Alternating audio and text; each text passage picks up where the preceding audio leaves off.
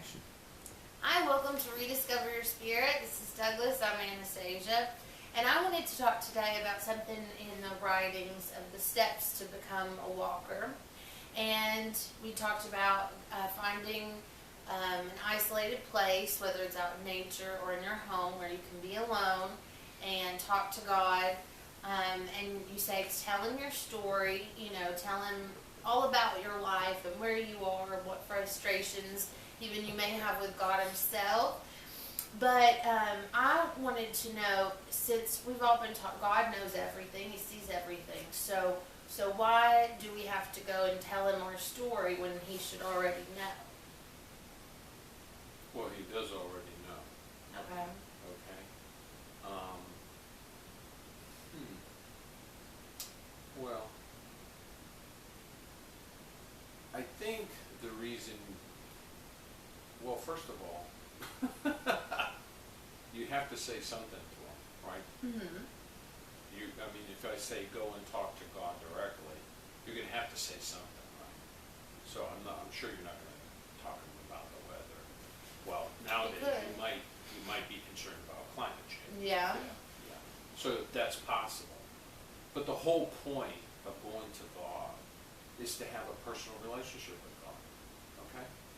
If I come to you and I get to know you, Mm-hmm. and then we feel like we're friends to each other, and we start, usually that difference between an acquaintance and a friend is that you're sharing things about you, Mm-hmm. your life, right? Mm-hmm. And when you do that, that's building that friendship, that's creating that bond between you and that person. Mm-hmm. And in that process, you're putting trust in the person, right? Mm-hmm. You're putting trust that what you told them about personal things in your life are kept in at least some kind of confidential box of some Mm-hmm. sort, right? Mm-hmm. That you're not going to go and spread things that I might have anxiety over or guilt over, and you're going to tell the rest of the world. I mean, that friendship, that bond, that relationship is what we're talking about, right? Mm-hmm.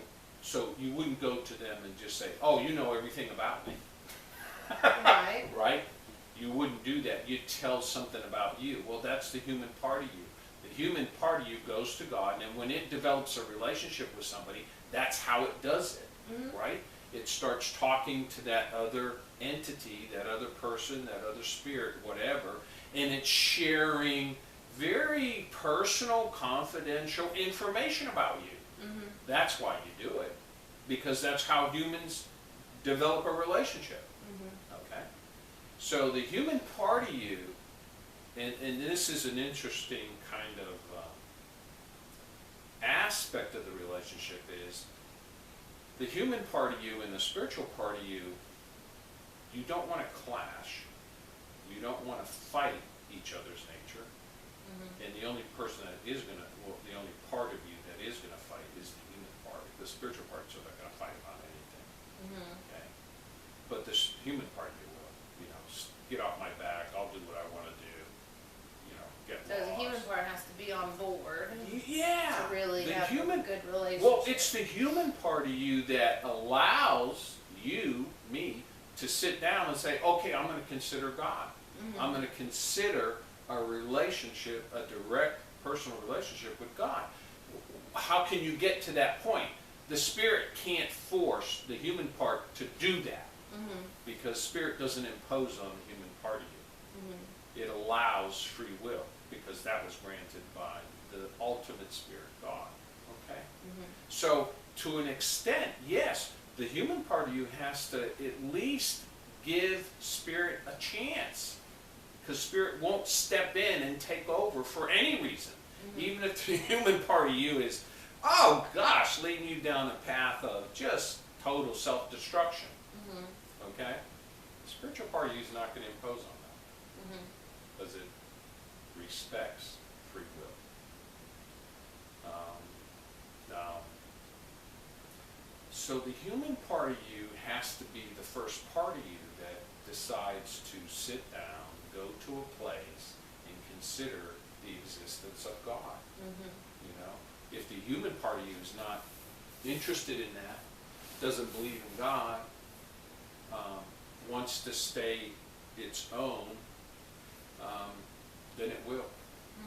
You know, so there has to be really a cooperation there. What happens though down the road is this: the human part of you ends up realizing, you know, because it's stupid, right? But it ends up realizing, wow, life is a lot better if I let the spiritual part of me run my day. That's what it finds out. Much better, okay?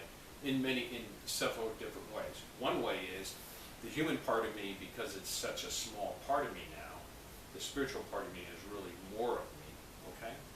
It suffers that much. Okay, that's a biggie. That's a real biggie.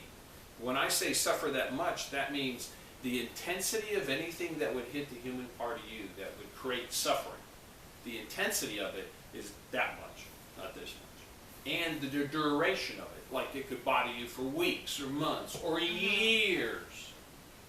Okay? Years sometimes people live with burdens. Okay? It's only a short time. It might be a day. It might be 2 days. So the human part of you just has to get on board, and eventually it will become to where your human and It'll be spirit are in so agreement. glad. It'll be so happy that the spiritual part of you took over. And it will stay to the side. It'll say, yeah, I do my thinking, I do my feeling, but we're not going to do anything based on that. I'm going to wait till spirit. So even if this sounds crazy to you, give it a shot. What do you have to lose? We'll see you next time. That sounds on crazy, Rediscovering. Anastasia. It's not crazy, Okay. it's real. It's real. And check it out. We'll see you next time on Rediscover Your Spirit.